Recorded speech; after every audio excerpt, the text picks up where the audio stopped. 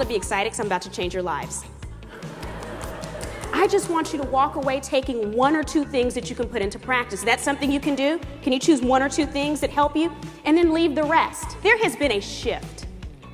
How many of you in here have noticed that mobile phones, social media, and apps have shifted the way that we communicate with each other? Who's noticed this shift?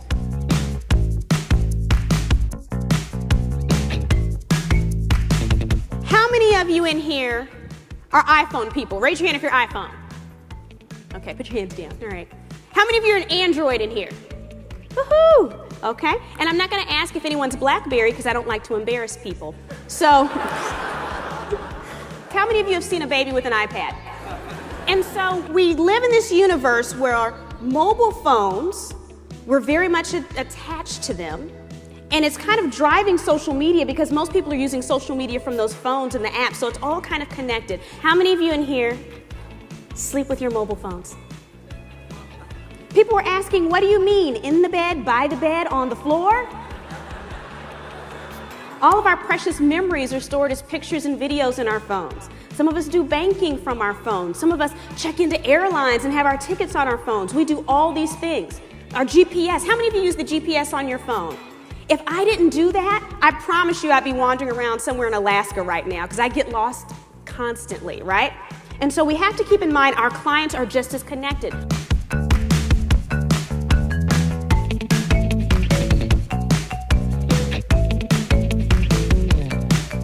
Sometimes automating some of the even home stuff allows you to focus on business because you're not stressed thinking you're dropping the ball in other places. And so you can get all kinds of things done for you through these apps. There are some things that you do not want to outsource though. What this means is when we're looking at social media, you are building relationships. The rules of engagement online are exactly the same as in person. The rules of engagement online are exactly the same as in person. And so all of you in here are relationship experts. This is what you do.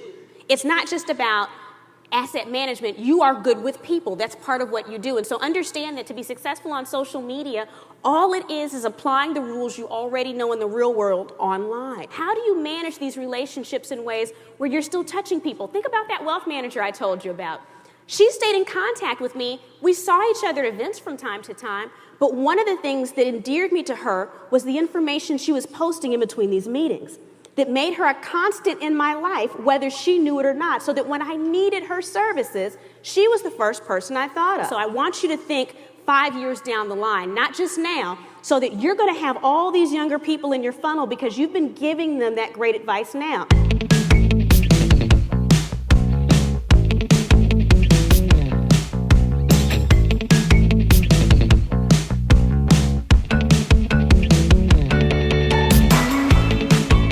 Creating a strong brand on social media, creating a strong brand. Or is there a social network you can think of where you can plug in someone's name and it'll tell you if you know someone in common?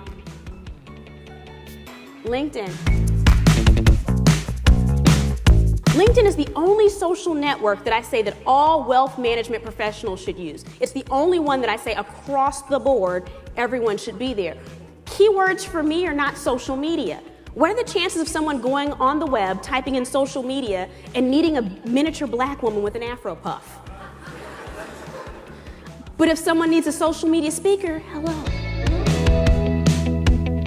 I actually had an oil and gas company that was having a large event in Houston. They decided 2 weeks before an event that they needed to add an after-dinner speaker, and they knew they had to find someone local, so they just typed in Houston social media speaker.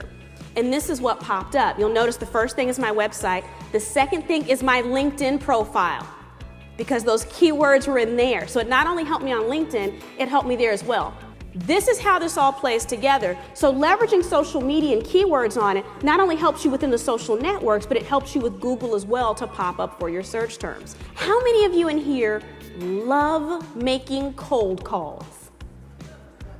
One. There's always one. I don't care the room. There's always one. Congratulations for being that person. Awesome. If you see that you know someone in common, ask that person in common, hey, can you introduce me? Can we set up a meeting? Now, what's interesting is when I ask people, how would you contact this person you know in common within LinkedIn, or when you're seeing this, the answers come along generational lines. Usually my millennials, my youngest people, they say, well, LinkedIn has the ask for introduction feature, so you click on that and you go through that. Okay, that's true, it works, it's a little clunky. Now, my Gen X's, who are a little bit older than millennials, they say, well, if you know the person, you have their email address. Just shoot them an email, an actual email outside of LinkedIn, and just say, hey, can you introduce me to Bob or whoever this person is? Okay, that works too. Does anybody want to guess what my baby boomers always say? Thank you. And which one is most efficient? Calling. The culture of Facebook is all about community. It's all about community. It's about the we. And the trick to being successful on Facebook is hitting emotional nerves. Now, unfortunately, that could be good or bad emotional nerves. How many of us have friends that are a little cuckoo-cuckoo when it comes to politics? Ask yourself, what is your one thing? I want you to take just 2 seconds and think about what is one thing from this presentation that you can put into action by the end of this week.